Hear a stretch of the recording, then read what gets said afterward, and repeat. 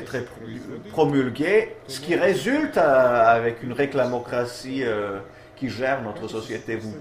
Il faut produire des choses, mais il faut les vendre. C'est le défi. Alors, il faut faire de la pub. Comment lutter contre la pub? Il y a des différentes manières, différents scénarios de lutte.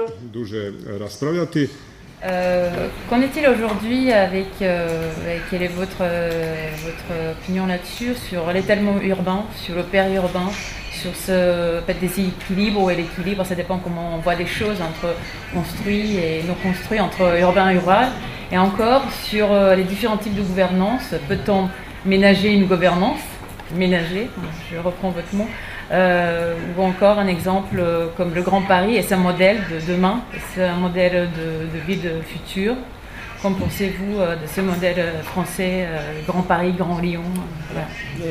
L'étalement urbain, c'est une expression horrible en français, je ne sais pas comment ça donne en serbe, mais c'est quelque chose qui s'étale, vous voyez, on tartine comme ça n'importe comment, on bétonne comme ça des kilomètres. C'est la faillite de l'urbanisme d'État. C'est la faillite de l'urbanisme d'État et c'est la diabolisation de la maison individuelle, ce qui est absurde. Il est tout à fait légitime que des terriens aient envie d'avoir une maison, car quand on dit une maison, on dit un jardin. Le Grand Paris, c'est une opération médiatique au départ. On a confié à 10 équipes d'architectes très connus, finalement, leurs ambitions sur un grand territoire.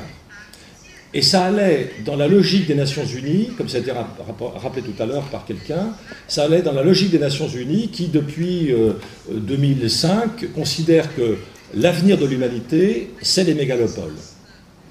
Ce qui n'est pas du tout sûr, évidemment.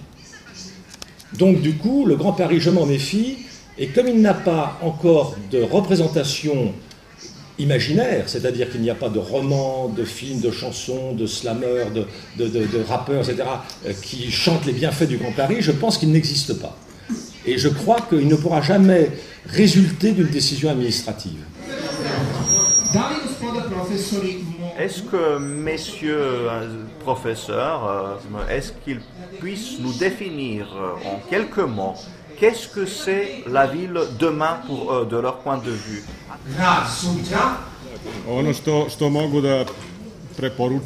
Ça c'était une question, mais ça c'est une question pour tout un cycle de conférences. Ce que je peux vous recommander, suivez notre cycle de séminaires, de conférences ici à la Fondation Colares et vous allez entendre à quoi ça va avoir l'air une ville de demain. Merci à nos panélistes, M. Paco, professeur Vujović. Cette conférence est une grande ouverture pour notre prochaine conférence. Qu'est-ce que c'est une ville durable?